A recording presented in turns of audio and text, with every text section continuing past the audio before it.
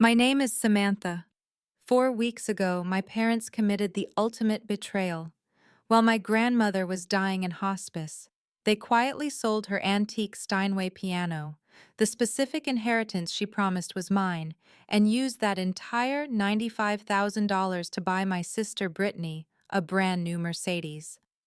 They gambled on two things: that Grandma Evelyn was too weak to notice, and that I was too submissive to ever speak up. They were dead wrong. When I finally whispered the truth to Grandma, she didn't scream or cry.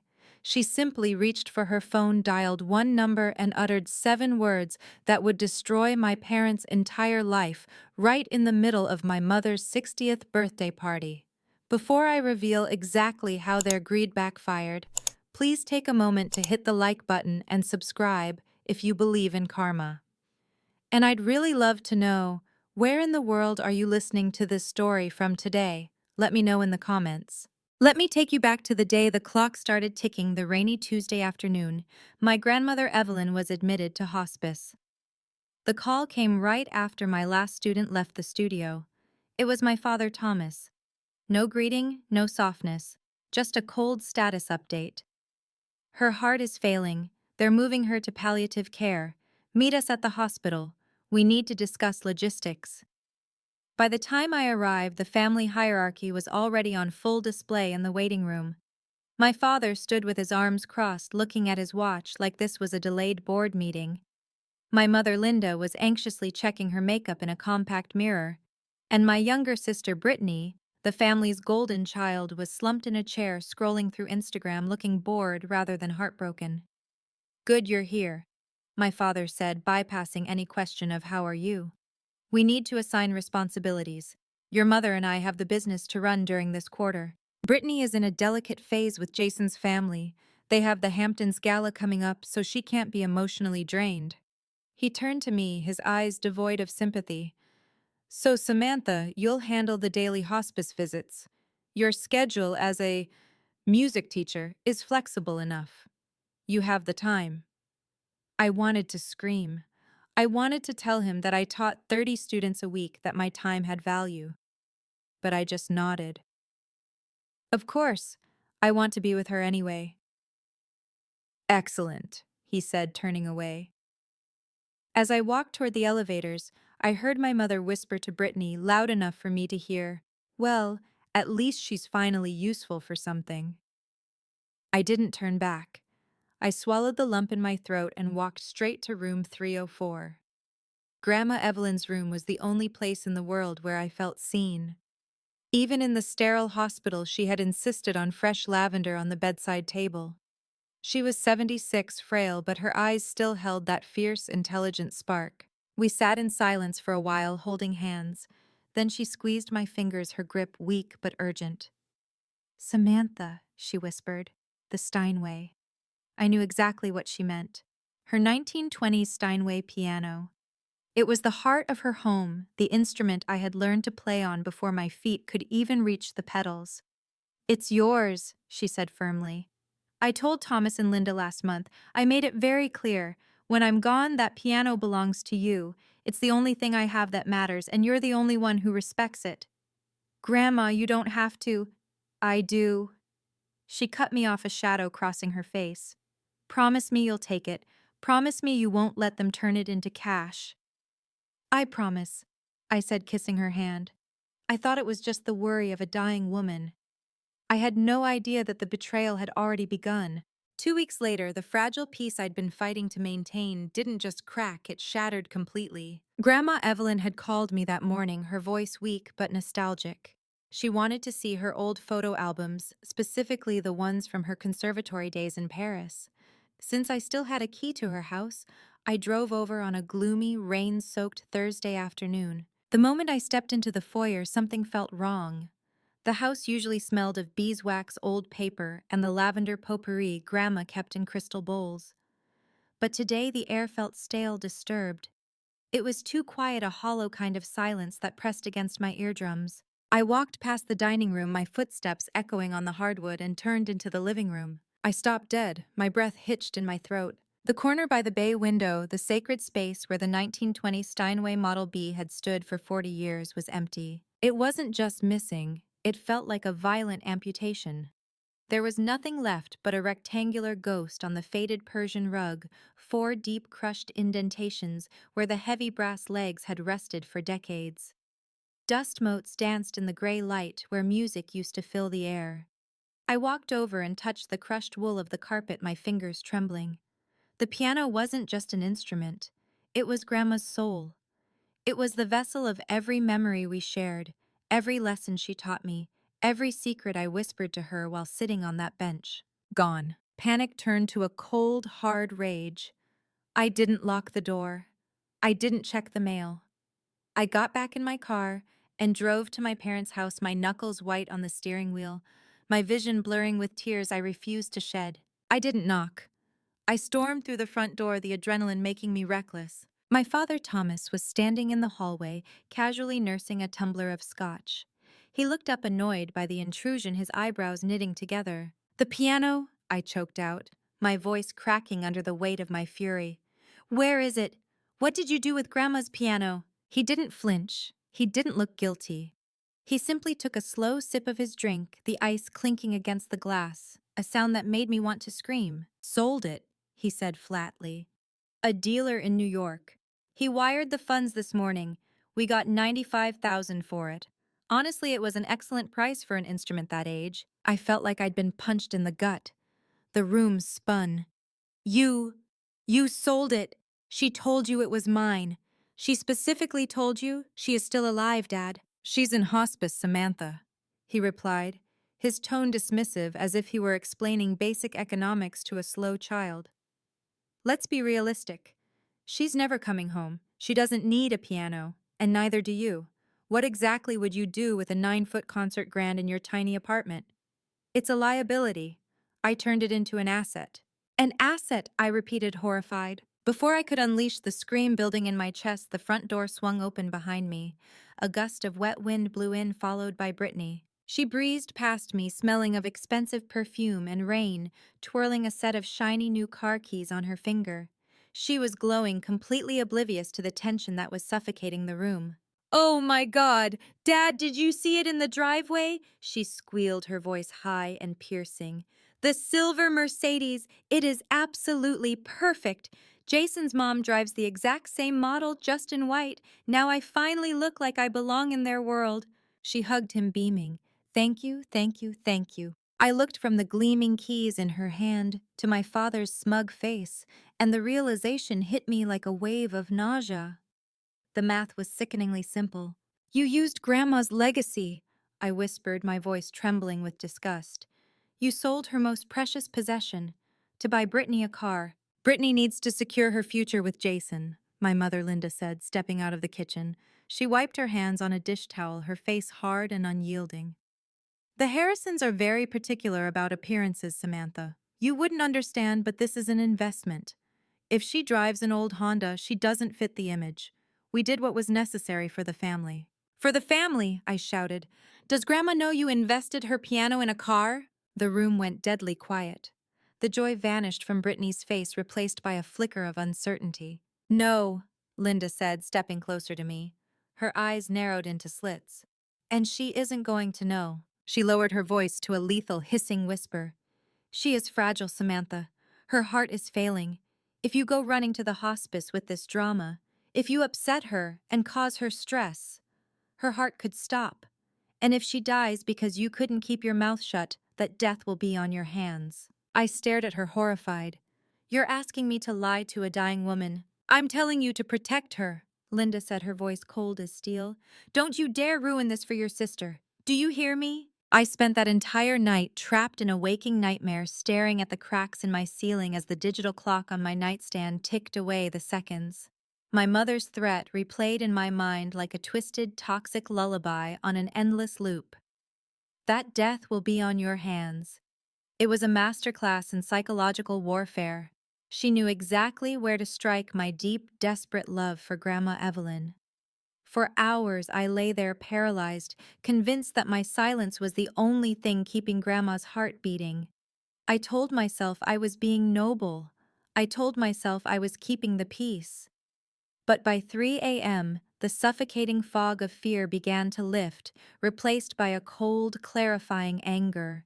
I sat up in bed, gasping for air, and realized the truth. Grandma Evelyn wasn't a porcelain doll. She was a woman who had performed in concert halls across Europe, who had raised a family alone after Grandpa died, who had taught me that dignity isn't about smiling when you're hurt. It's about standing in your truth, no matter how jagged it is. To lie to her now, to let her leave this world believing her son was a good man and her legacy was safe, wasn't protection. It was the ultimate insult.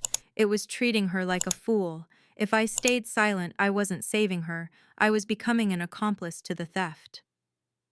I drove to the hospice center as the sun was bleeding over the horizon. The world looked soft and golden, a cruel contrast to the jagged shard of truth I was carrying in my chest. Grandma was awake when I arrived. She was propped up against the pillows watching the birds outside her window. She looked frail, her skin like parchment paper, but when she turned to me, her blue eyes were clear and razor sharp. "Samantha," she said softly, her gaze locking onto mine. "You look like you haven't slept in a week. Sit. Tell me." She didn't ask how are you. She asked what is it. She knew. I pulled the chair close and took her hand. It felt light as a bird's wing. "Grandma, I have to tell you something, and I'm terrified it's going to hurt you." "The truth often does," she whispered. "Speak." "The piano is gone."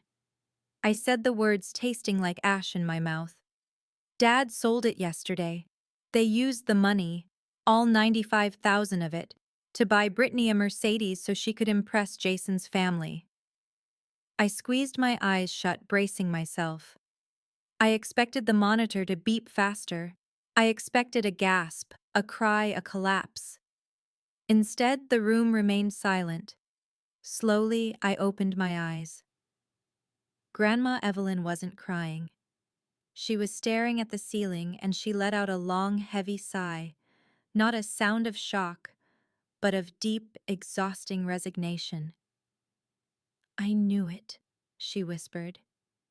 "You knew?" "I suspected."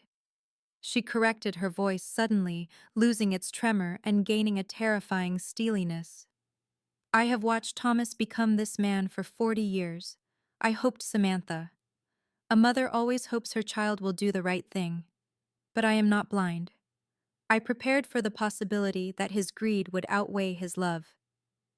She turned to look at me, and for a moment the dying woman vanished. In her place was the matriarch who commanded respect. "Hand me my phone, darling." "Grandma, you need to rest." "What are you doing?" "I am finishing this," she said firmly. "I am making the call I should have made 5 years ago." With shaking but determined fingers, she dialed a number from memory and put it on speaker. "Charles," she said when a deep baritone voice answered. "Evelyn." The man sounded concerned. "Is it time?" "Yes, Charles. It's exactly as we feared. The piano is gone. They sold it." There was a heavy pause on the other end, followed by the sound of a pen scratching on paper. "I see. I am truly sorry, Evelyn. I had hoped you were wrong about them." "Don't be sorry," she said, her voice turning cold. "Just execute the plan. They are hosting a birthday party for Linda this Sunday at the house. I want you there. Bring the full file. Bring the deed. Bring everything." "Consider it done. I'll handle the rest." She hung up the phone and looked at me with a small, sad smile that didn't quite reach her eyes. "Samantha, wipe your tears," she commanded gently.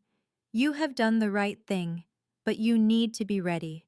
Sunday is going to be a very difficult day for your parents, and I need you to be strong enough to watch it happen." The following Sunday, my parents' house, or rather the house they lived in, was transformed. It was my mother's 60th birthday, and she had spared no expense. A catered buffet lined the dining room, champagne flowed freely, and in the driveway, the silver Mercedes sat with a giant red bow gleaming like a trophy. My father Thomas was in his element holding court in the center of the living room. "We are just so proud," he announced to a circle of guests, including Jason and his wealthy parents. "This car is a gift from Brittany's grandmother. Mother insisted. She wanted to invest in Brittany's future. I stood in the corner feeling sick. The audacity was breathtaking. Suddenly, the front door opened. The chatter died down as a tall man in a charcoal suit walked in. He carried a leather briefcase and an air of absolute authority. It was Charles Bennett. "Who is that?" my mother whispered, her smile faltering. "Mr. Bennett," my father asked, stepping forward confused. "This is a private party." "I'm aware, Thomas," Charles said, his voice projecting effortlessly across the room. "I am here on behalf of my client, Evelyn Whitmore." My father laughed nervously. "Mother has an attorney since when?" "Since your father passed away," Charles replied coolly. He walked to the center of the room, right where the piano used to stand. He opened his briefcase. "Evelyn has instructed me to disclose the full terms of her estate immediately given recent transactions." He pulled out a document. "First, regarding this property. We own this house," my father snapped. "Mother gave it to us 10 years ago." "Correction," Charles said, holding up a deed. "Evelyn allowed you to live here rent-free. She never transferred the title. The house is and has always been hers." Gasps rippled through the room. Jason's mother exchanged a horrified look with her husband. "And," Charles continued, "5 years ago, Evelyn placed all her assets, including this property and her personal effects, into an irrevocable trust." He paused, looking directly at me. "The sole beneficiary of that trust is Samantha."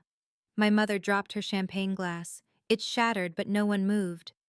"That includes the Steinway piano," Charles added, his voice dropping an octave, turning dangerous. "Which means, Thomas, that when you sold it last week, you didn't sell your mother's property. You stole from the trust. That is grand larceny." "That money is gone," my father shouted, panic rising in his voice. "We bought the car." "Then I suggest you return it," Charles said calmly. "You have 30 days to restore the $95,000 to the trust. If you fail, I will file criminal charges. And regarding your living situation, the new owner, Samantha, will decide if your lease is renewed." All eyes turned to me. The silence was deafening. The fallout was immediate and brutal. As Charles Bennett finished speaking, the atmosphere in the room shifted from celebration to a crime scene. Jason's father, a man who prided himself on integrity and reputation, set his drink down on a coaster with a decisive clink. He didn't say a word to my father. He just tapped his wife on the shoulder, signaled to Jason, and walked out the front door. "Jason, wait!" Brittany cried, running after them. I watched through the window as Jason shook his head, got into his car, and drove away without looking back. Brittany stood in the driveway next to the Mercedes that had cost her everything, sobbing into her hands. Inside, my parents turned on me. "You did this," my mother screamed, her face streaked with tears and mascara. "You poisoned her against us, you jealous little—" "Stop," I said. My voice wasn't loud, but it was steady. For the first time in 28 years, I wasn't afraid of them. I didn't sell the piano. I didn't lie about it. And I didn't build a life on things that didn't belong to me. "We are your parents," my father roared, though he looked smaller now, deflated. "You can't kick us out." "I could," I said, looking around the living room that they had claimed as their kingdom. "Technically, I can evict you tomorrow, but I won't." They froze, hope flickering in their eyes. "You can stay," I continued, "for now. But you will sign a lease. You will pay rent, and you will pay back every penny of the $95,000 to the trust. If you don't, Charles will proceed with the lawsuit." "Samantha," my mother started, her tone softening into manipulation. "No," I cut her off. "I'm done being the invisible daughter. I'm done being the one you use. This is how it works now." I walked out of the house, leaving them standing in the wreckage of their own greed. 2 days later, Grandma Evelyn passed away. I was holding her hand when she took her last breath. It was peaceful. She didn't leave me a fortune in cash. The money from the trust would mostly go to maintaining the house, but she left me something far more valuable. She gave me my voice back. In the months that followed, my parents moved into a small condo. The Mercedes was returned at a massive loss. Brittany had to get a job as a receptionist and take the bus, a humbling experience that surprisingly started to make her a better person. I moved into Grandma's house. I bought a new piano, a Yamaha, not a Steinway, but it was mine. I lost the family I thought I had, but I found the woman I was meant to be. And every time I play that piano, I know Grandma is listening, smiling, because her final lesson wasn't about music at all. It was about self-respect. I never got the Steinway back, but I gained something far more valuable, my self-respect. Grandma Evelyn taught me that true love isn't about enabling people who hurt you. It's about having the courage to set boundaries even with your own family. If this story resonated with you, or if you've ever had to stand up for yourself, please hit that like button and subscribe to From My Heart for more stories about justice and resilience. Now I have to ask, would you have let my parents stay in the house, or would you have evicted them immediately? Let me know your honest thoughts in the comments below. Thank you for watching, and see you in the next video.